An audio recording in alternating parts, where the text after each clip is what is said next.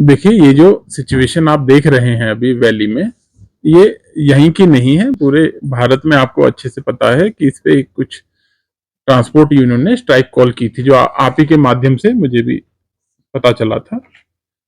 और आपके माध्यम से मैं आपको फिर बताना चाहता हूँ कि मेरे पास इस समय वैली में जो लास्ट ईयर जो होता था स्टोरेज कैपेसिटी, वो पेट्रोल डीजल की मेरे पास 2 हफ्ते की हुआ करती थी। और पिछले साल हमने कुछ एडिशनल इसमें इजाफा किया।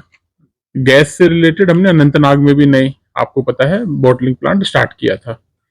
उससे मेरे पास आज की डेट में 21 दिन का तो डीजल मौजूद है जो मेरी रिक्वायरमेंट है, 24 दिन का पेट्रोल मौजूद है, 21 दिन से ज्यादा मेरे पास गैस सिलेंडर मौजूद है, केरोसिन मेरे पास मौजूद है, खाने पीने के सारी चीजें मेरे पास मौजूद है।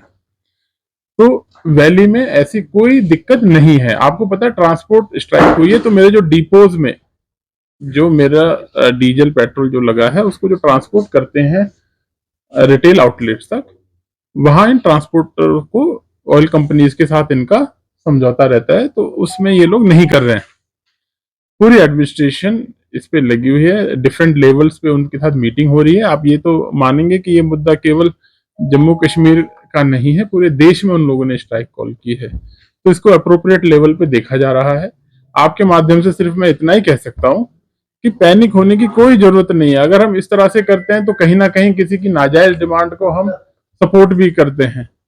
जायज है नाजायज है मैं उस पर कॉमेंट अभी नहीं करना चाहता, बट इतना है कि पैनिक ना करें, हमारे पास सफिशिएंट स्टॉक अवेलेबल है और ये मिल जाएगा। आपके पास जो पेट्रोल में जो कैपेसिटी होती है उनके टैंक की, वो लिमिटेड होती है। मैंने आपको कह रहा हूं कि मेरे पास बेमिना में जो स्टोरेज है वो सफिशिएंट वहां अवेलेबल है। जैसे ये स्ट्राइक खत्म हो जाएगी, इसको तुरंत, मतलब समय नहीं लगेगा, मिनटों में पेट्रोल पंप पे आ जाएगा और वहां से ले लेंगे। अब अगर हर कोई होल्ड करने लग जाएगा, उसको लेके मतलब स्टोर करने लग जाएगा, जो गाड़ी चलती भी नहीं है उसमें भी भरने लग जाएगा, तो फिर तो आप कितना लेके आएंगे, शायद वो भी कम पड़ जाएगा। तो पैनिक या घबराने की जरूरत नहीं है, ये इसमें सपोर्ट कीजिए, इसमें ऐसी कोई प्रॉब्लम नहीं है। भाई देखिए, जो मुझे बताया गया है ये आज उसका सेकंड डे बताया गया मुझे, और कल इसका जो तीसरा दिन है। बट हालांकि इस पे ऑलरेडी मीटिंग्स यूनियन के साथ भी अप्रोप्रिएट लेवल पे कर रहे हैं, केंद्र लेवल पे भी शायद कर रहे होंगे, और एडमिनिस्ट्रेशन लेवल पे भी secretary food and civil supply भी इसको बहुत क्लोजली इसको मॉनिटर कर रहे हैं। तो ये केवल कश्मीर वैली का नहीं, जम्मू हर जगह का ये मुद्दा है। अगेन मैं आपसे रिक्वेस्ट करता हूँ, पैनिक मत होइए, there is sufficient stocks available in the valley. जैसे ये स्ट्राइक खत्म होगी इसमें हो जाएगा। साथ के साथ जो हमारी इमरजेंसी सर्विस है हम उनके लिए भी उनसे बात कर रहे हैं कि कम से कम हॉस्पिटल्स या और कोई एस्टेब्लिशमेंट ऐसी होगी जो प्रॉब्लम में ना आए, उनकी कम से कम ना रोके। चिल्ले कला चल रहा है, इन लोगों को भी समझना चाहिए कि ये जो मौका है, सर्दी का मौसम चल रहा है, बहुत हमें हीटिंग की रिक्वायरमेंट होती है।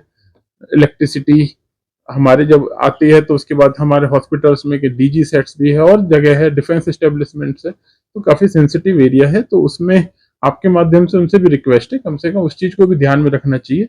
आपको अपना पॉइंट बताना है। I think they have already conveyed their point at the appropriate level, now there is no point in taking it further. As of now, I have not received any of the complaint that they are out of fuel.